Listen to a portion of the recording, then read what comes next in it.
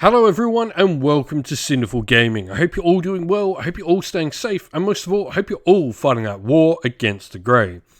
Today's video, we're going to start collecting Warhammer Age of Sigmar, and today we're going to take a look at the Vanguard box set for the Orruk Warclans.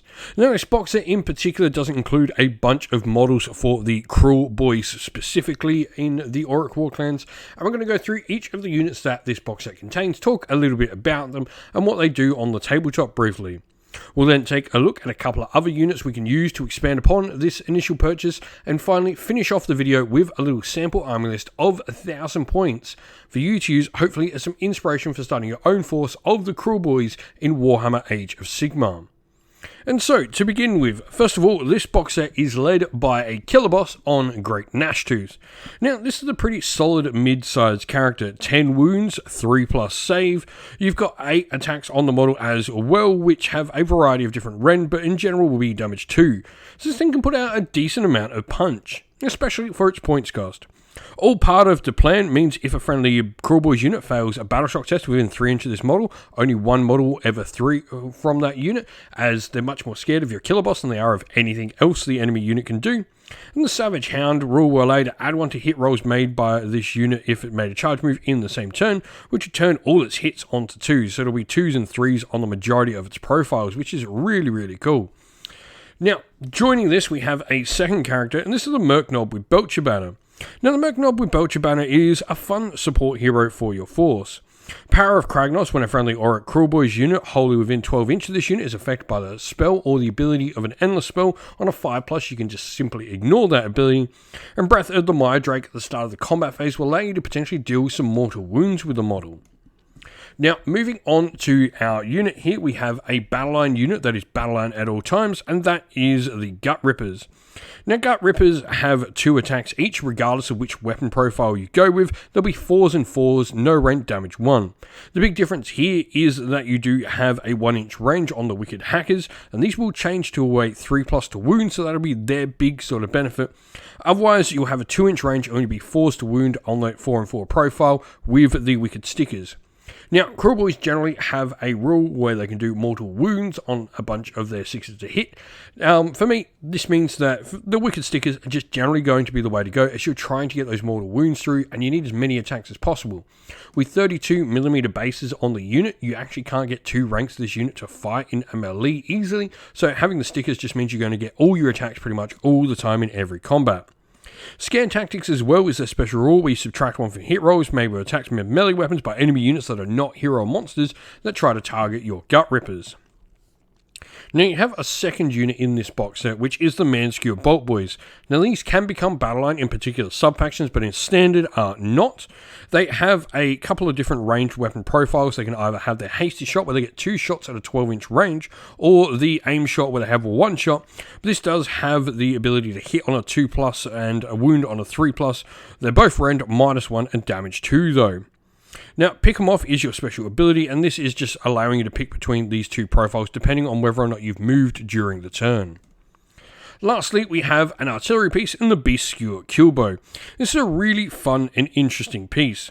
Now, it's got Hasty Shot and Aim Shot, 2 different profiles, so these will have different hit rolls depending on what you've sort of done. But the big thing here is the Skewered rule, where to determine the damage characteristic of the attack, you roll a number of dice equal to the wounds characteristic of the target unit, and the damage characteristic is equal to 2 plus the number of 5+ you roll on those dice, up to a maximum of 12. And yes, this can mean if you roll that 6 to hit, potentially can do 12 mortal wounds. Today's video is brought to you by Gap Games, a fantastic retailer in Australia for a variety of different miniature war games. If you'd like to help support the channel, we have an affiliate link where by clicking on and purchasing, you'll help support the channel, but you'll also help support Gap Games, which is a fantastic servant to the community. And so, where to go next for the force? And for me, the next character to bring in is probably the most important character you can grab for your Cruel Boys force, and that is the Swamp Caller Shaman with Potgrot. Now, first of all, this is a 1 cast and 1 unbind wizard, and you've also got your companion, which is your little potgrot there, who gives you an extra little backup stabber attacks. But the big thing here is poisons and elixirs. You can either choose to give elixirs to one of your friendly models, and what happens if you give the elixir is you can have a cool little +1 to your save rolls, or you can have the poisons where your mortal wound damage dealing ability from your allegiance ability Venom Encrusted Weapons will trigger on a 5+ rather than a 6+. Incredibly powerful. You've also got a pretty decent spell on your war score as well, Summon Boggy Mist, which subtracts 1 from charge rolls for enemy units wholly on the table, or it can give +1 to charge rolls as well to your friendly Cruel Boys units. This is an incredibly powerful spell that affects the table wide. Really, really good, especially for only a 7 to cast. Now, the next thing we're going to look at is an interesting unit that can become battle-line pretty easily within your force and can be battle-line in any of the different Cruel Boys sub-factions, and that is Hobgrot Slitters. For every unit of Gut Rippers you have in your force, 1 unit of Hobgrot Slitters can become Battleline as well. So since we've already got those Gut Rippers there, a unit of Hobgrots would become Battleline, and this would give us the 2 options we need as standard to run any of the sub-factions we want for Battleline. Now, Hobgrot Slitters themselves have a few different little profiles. They've got their ranged attacks with sulfuric scrap grenades. That's right, they've got little cool grenades. 8-inch range, 1 attack each, 4s and 3s, run 1, damage 1. There's a decent amount of Hobgrots on the table generally when you take units. They're 10 for 80 points, so you can get quite a few shooting attacks in. Slitter Knives as well have 2 attacks at 4s to hit and 5s to wound, no rend damage 1, but each time you do roll a 6 to hit, you will inflict 2 hits on the enemy instead of 1 thanks to your stab 'em good rule. Lastly, we have the Marshcrawler Sloggoth out of the units we're going to talk about. This is a 12 wound, 4+ save unit. It is not counted as a behemoth for your force, so that is something, and it's also not a monster, so it doesn't get anything like monstrous rampages and stuff like that. But we do have a few fun abilities. Crew Drummer allows you to add 1 to hit rolls for melee weapons used by friendly Cruel Boys units wholly within 18 inch, which is really nice.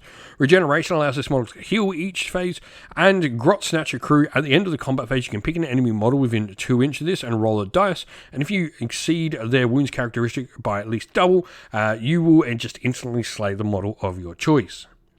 Now, with everything we've said, we've shown a little sample army list, we do have room for talking about some other things to bring in, and Endless Spells are definitely a fun way to bring in.